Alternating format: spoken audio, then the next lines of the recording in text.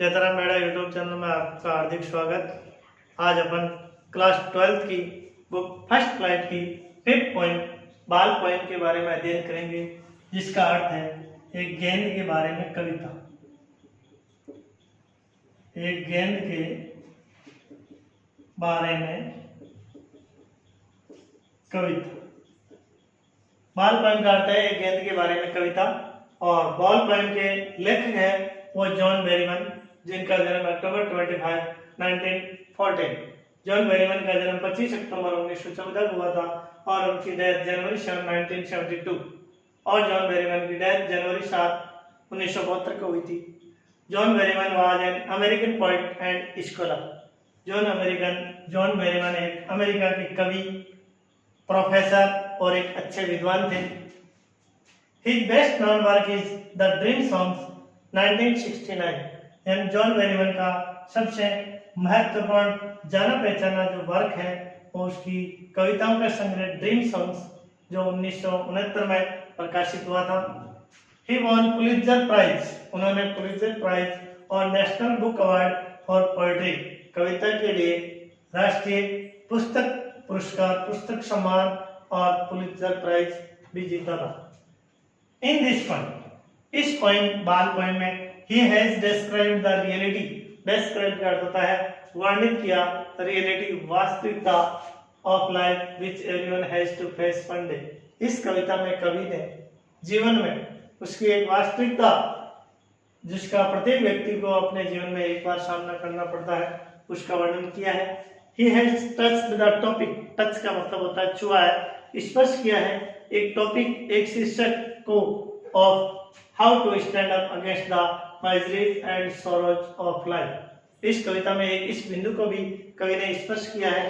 कवि ने वर्णन किया है कि अपनी मुसीबत और दुख के जीवन में, यानी कठिन परिस्थितियों के जीवन में वो व्यक्ति उन परिस्थितियों के खिलाफ स्टैंड अप का अर्थ होता है फेस, उस परिस्थिति का सामना कैसे करता है, उस बिंदु को भी इस कविता में स्पर्श किया है। अब अपन इस पॉइंट का जो स्टेंजा है फर्स्ट, उसका प्रोनाउंसिएशन करते हैं। What is the boy now who has lost his ball?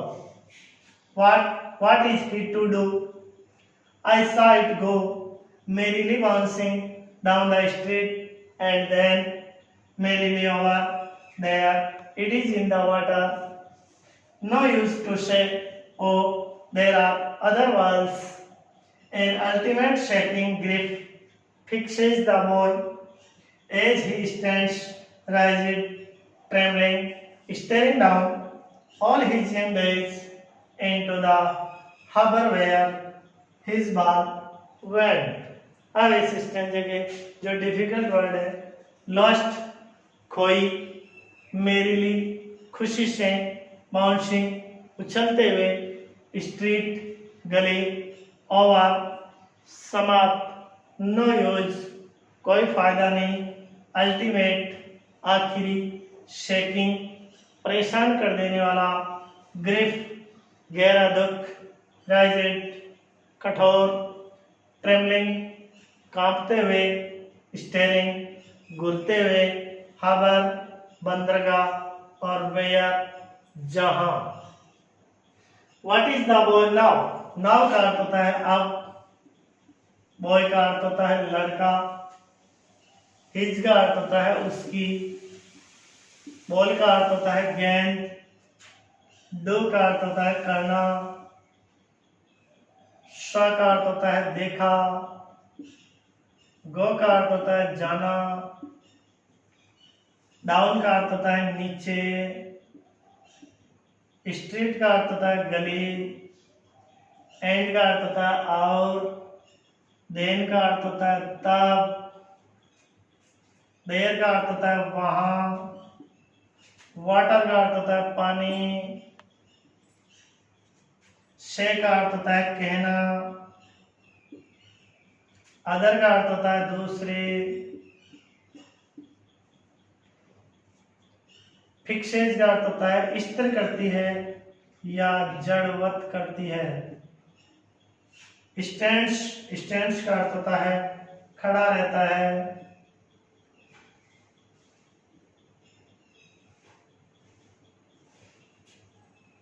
All का अर्थ होता है सभी, यंग डेज का अर्थ होता है जवानी के दिन,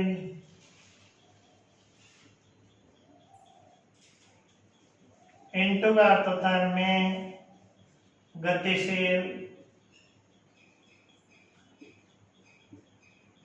हिज यानी उसकी, वेंट का अर्थ होता है गई। यह है इस फॉर्म के difficult word.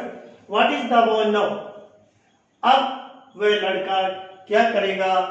Who has lost his ball, जिसने अपनी बॉल खो दी है। What is he to do?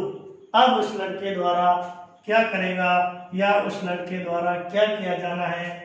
आई सा इट गो, इट का मतलब यहाँ बॉल के लिए आया है। आई सा it go merrily bouncing down the street.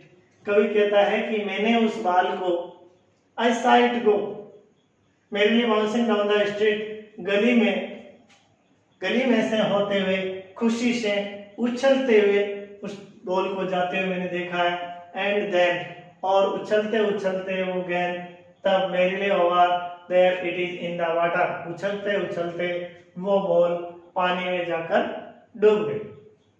इस स्टेंजे का अर्थ है कि कवि ने सांसारिक जीवन में जो वस्तु है उस वस्तु को खोने से, उस वस्तु के प्रति जो लगाव है, उसके लगाव से उस वस्तु को खोने से जितना दुख होता है उसका वर्णन, या उस वस्तु को जिस स्थान से कोई वस्तु होती है उस पर खड़े रहना या उसकी पुरानी यादें हैं उसको याद करने से संबंधित। न यूज टू से, अब ये कहने से कोई फायदा नहीं है। हाउ देयर आर अदरवाइज, अरे वहां दूसरी बाल है, यानी एक और बाल खरीदना कोई मुश्किल नहीं है, लेकिन वो लड़का दूसरी बाल खरीदना नहीं चाहता। एन अल्टीमेट शेकिंग ग्रिप, जैसे ही उस लड़के की बॉल उस पानी में गिर जाती है तो उस लड़के को एक अल्टीमेट शेकिंग ग्रिप, एक अंतिम चरम परेशान कर देने वाला दुख उस लड़के को एक स्थान पर जड़वत खड़ा कर देता है, यानी एक तटस्थ स्थिर हो जाता है लड़का। जैसे ही स्टैंड्स राइजिड, राइजिड का अर्थ होता है कठोर, कठोरता से न हिलता है न गिरता है, वो लड़का खड़ा होता है। ट्रेमलिंग, कांपता हुआ, and steering down all his young days, अपनी जवानी के दिनों को याद करते हुए, और हावर, उस बंदरगाह को घूरते हुए, वेयर हिज बॉल वेंट, यानी जिस स्थान से वो बाल समुद्र में गिरी है, बंदरगाह में गिरी है, बंदरगाह के पानी में, उस स्थान पर लड़का कांपता हुआ उस बंदरगाह को घूरता हुआ एक स्थान पर बिना हिले डिले जड़वत स्थिति में खड़ा हो जाता है। यानी एक सांसारिक जीवन में किसी वस्तु को अगर हम खोते हैं तो उस वस्तु के से संबंधित पुराने दिनों को याद करते हुए उस स्थान को हम छोड़ना बहुत मुश्किल से चाहते हैं। उस स्थान पर बहुत समय तक खड़े रहकर उस चीज को या उस चीज से मिलने वाले सांसारिक सुखों को याद करते हुए पछताते रहते हैं और उस स्थान को छोड़ना नहीं चाहते। तो इन दोनों स्टेंजों में कवि यह बताना चाहता है कि हमें सांसारिक वस्तुओं के प्रति इतना लगाव नहीं रखना चाहिए, और अगर किसी वस्तु से इतना लगाव है तो इस सांसारिक जीवन में प्रत्येक वस्तु है वो एक दिन अवश्य खोएगी, और उसके खोने से हमें इतना पछताना नहीं चाहिए। Second stanza, I would not intrude on him a dime, another ball is worthless now. He sensed first responsibility. In a word of possession, people will take balls, balls will be lost always, little boy. And no one buys a ball back, money is external. He is learning well behind his desperate eyes. The epistemology of loss, how to stand up, knowing what every man must one day know, and must know many days how to stand up. अब अपन इस point के जो different word है, intrude on, intrude on का मतलब था हस्तक्षेप करना या अवांछित प्रवेश करना। डाइम का अर्थ होता है अमेरिकी डॉलर का 10वां भाग या यूएस के सिक्के का 10वां हिस्सा। वर्थलेस का अर्थ होता है व्यर्थ या बेकार, सेंसिस का अर्थ होता है महसूस करना, और रेस्पॉन्सिबिलिटी जिम्मेदारी, पोजेशंस स्वामित्व या संपत्ति, मनी मीन्स धन, एक्सटर्नल बाह्य, लर्निंग सीख रहा है, डेस्परेट निराश, एपिस्टेमोलॉजी ज्ञान शास्त्र, स्टैंड अप सामना करना, नोइंग जानते हुए, एवरी मैन प्रत्येक व्यक्ति। अब अपन इस स्टेंज के line by line explanation. I would not intrude on him, कभी यह कहता है कि मैं उस लड़के के जीवन में अब अवांछित प्रवेश या हस्तक्षेप नहीं करूंगा। A dime another ball is worthless, अब उस बच्चे के लिए एक 10 सेंट या अमेरिकी डॉलर के 10वें हिस्से की दूसरी बाल खरीदना व्यर्थ है, क्योंकि now he senses first responsibility in a world of possessions. Possessions का अर्थ होता है स्वामित्व या भौतिक संसार में वो लड़का अपनी प्रथम जिम्मेदारी को महसूस करता है। ही सेंसेस फर्स्ट रेस्पॉन्सिबिलिटी, वह प्रथम जिम्मेदारी को महसूस करता है इन अ वर्ल्ड ऑफ पोजेशंस, भौतिक संसार में अपनी प्रथम जिम्मेदारी को महसूस करता है। पीपल विल टेक बॉल्स, कभी आगे कहता है कि लोग बॉल खरीदेंगे। Balls will be lost always, और बॉल इस प्रकार खोती रहेगी। यानी कवि एक लड़के को इंगित करता है कि लोग आपके जीवन में नई बॉल खरीदेंगे और बॉल हमेशा इस प्रकार खोती रहेगी। यानी कवि यह कहना चाहता है कि जो भी चीज अपन अपने जीवन में खरीदते हैं, उसका स्वामित्व धारण करते हैं, वो वस्तु एक न एक दिन खो जाती है, तो हमें उस वस्तु के प्रति उतना लगाव नहीं होना चाहिए। तो कवि कहता है कि बॉल खरीदेंगे, यानी बॉल तो खरीद लेंगे, लेकिन उस बॉल के प्रति जो हमारा मोह है वो अपन किसी भी कीमत पर उस मोह को नहीं खरीद सकते हैं। आगे कवि कहता है and no one buy a ball, आगे कहता है कि कोई भी दूसरी बॉल नहीं खरीदते हैं। मनी इज एक्सटर्नल, क्योंकि धन एक बाह्य वस्तु है, बार बार खोने वाली चीज को खरीदना बेकार है। He is learning well behind his desperate eyes, कवि आगे कहता है कि वो लड़का यानी वो लिटिल बॉय अब आगे सीख रहा है well behind his desperate eyes, behind का अर्थ होता है पीछे, एज यानी है, लर्निंग यानी सीख रहा है, वो अपनी निराश आंखों के पीछे सीख रहा है। क्या सीख रहा है? The epistemology of loss, loss का अर्थ होता है नुकसान या हानि, यानी खोई हुई चीज के नुकसान की भरपाई करना या उसे उस नुकसान को सहन करने की क्षमता वो लड़का अब सीख रहा है। हाउ टू स्टैंड अप, यानी उस खोए हुए नुकसान को सहन करने की जो शक्ति है वो सीख रहा है। Knowing what everyone must one day, वो आगे कहता है, कवि कहता है कि वो लड़का यह जानते हुए सीख रहा है कि what everyone must one day, जो प्रत्येक व्यक्ति को एक दिन जानकारी होनी चाहिए कि वस्तु अवश्य पड़ेगी और उस वस्तु के नुकसान को आपको सहन करने की क्षमता आप में होनी चाहिए। तो what everyone must one day, कि प्रत्येक व्यक्ति को एक दिन ये जानकारी होनी चाहिए। क्या? नो, ये जानना जरूरी है कि नुकसान को सहन करना। And must know many days, और कवि आगे कहता है कि वो लड़का ये भी सीख रहा है कि ज्यादातर लोग कई दिनों से हाउ टू स्टैंड अप, यानी मेरी जिंदगी में ऐसे अनेक लोग हैं, मोस्ट नो, जो ज्यादातर लोग मैनी डेज कई दिनों से ये जानते हैं कि नुकसान को सहन करने की क्षमता कैसे उत्पन्न की जाती है या नुकसान को कैसे सहन किया जाता है। ये जानकारी प्रत्येक व्यक्ति को यानी अनेक लोगों को कई दिनों से यानी पहले से भी ये पता है।